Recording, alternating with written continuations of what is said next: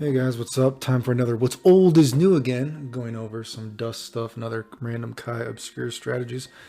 Remember, if you like these kind of videos, like, sub, comment, hit that notification bell, whatever you want to do. It really does support the channel. So, first of all, some of this stuff is going to be useful this time. Some of this stuff is going to be not as useful. So it's just kind of something to keep in your head.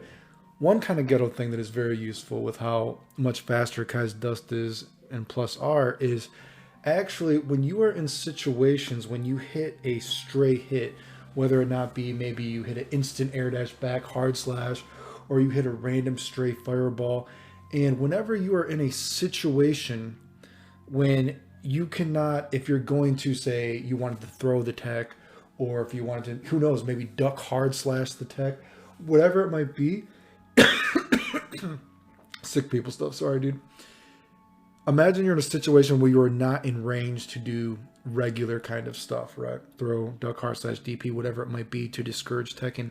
In this game, something you can do, and I don't see other people do it, but I've showed it in matches and it works extremely well, is basically you jump dust the tech, right?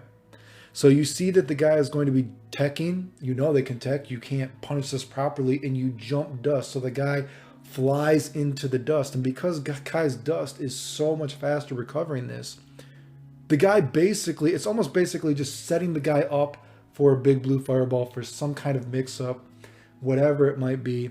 You recover in time to block, even if it was something like you missed the impossible combo, say, you know what I mean? Well, you hit that straight fireball, just jump up dust.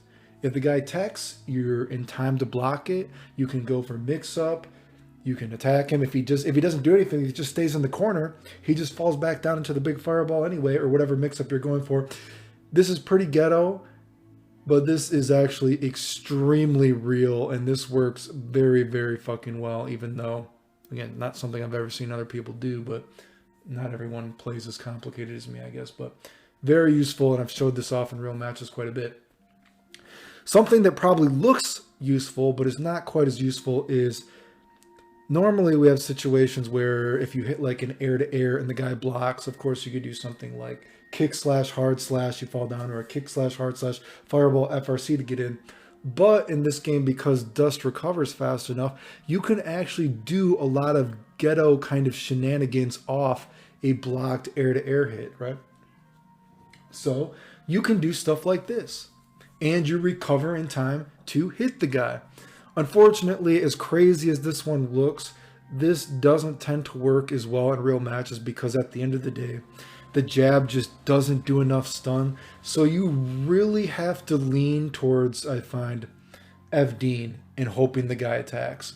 It's the opponent really has to respect you for this. So this can work, but this is one of these once in a million tricks, right? You know what I mean? It's there, but not quite as good. Another trick that works in this game that doesn't work in past games is, of course, Kai has always had that jump dust, like a jump light to a jump dust to a throw. Once in a blue moon shenanigan, right? But in this game, Kai actually recovers in time before he even lands the ground. So you can actually, he has a new mix-up in this game where you can do that once in a blue moon mix up of this if you wanted to go for it. But now you can actually jump before you hit the ground to stop the guy from throwing you. So a little bit more you can do with that.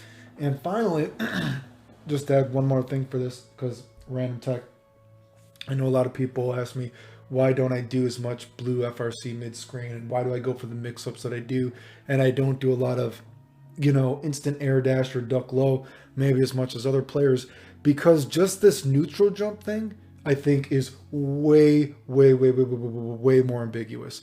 This is why I do this. Just look at this. This is so much more ambiguous, I think it's not even close, right? And a great thing about this is, although this is harder to time because you have to jump at a very specific spot, right? Although this is harder to time than the normal sort of idea of instant air dash or a low mix-up, much more ambiguous. And a great thing about this is because, remember, just the guy getting hit, falling from like a ducking attack. If they got hit when they were ducking, it changes it a little bit. If they started to instant block a couple hits of the fireballs, it changes it. So it adds a whole nother layer to how you might have to block and make it even more ambiguous, because it depends on how the opponent blocks it as well, right? If the opponent just blocks a regular fireball and you do for a high-low mix-up, then instant blocking, or if they got hit by a ducking the first time, doesn't matter.